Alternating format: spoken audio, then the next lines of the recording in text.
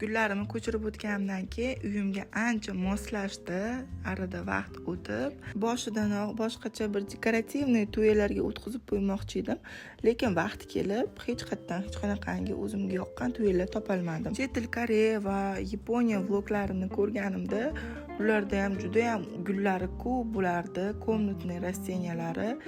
Asosan mana shunaqangi jutli, to'qilgan to'ylarga, kashfonlarga solib qo'yishgan bo'lardi. Oddiy to'yda o'zida qoldirishmasdi.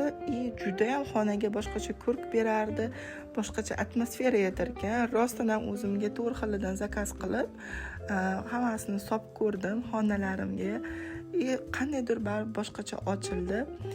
Keyin mana shu burchagimga ham 3 tali shunaqangi gold podstavka zakaz qildim. Uni aniq shaqa qo'yishimni bilardim. Bilmadim, qizlar juda ham narsalar ko'p olasiz, uyingizni qatlariga sig'dirasiz deb gapirishadi, lekin podokonyada turgan guldan ko'ra shunaqa alohida o'ziga joy ajratib qo'ygani menimcha chiroyli bo'ladi. Rasmotr uchun rahmat.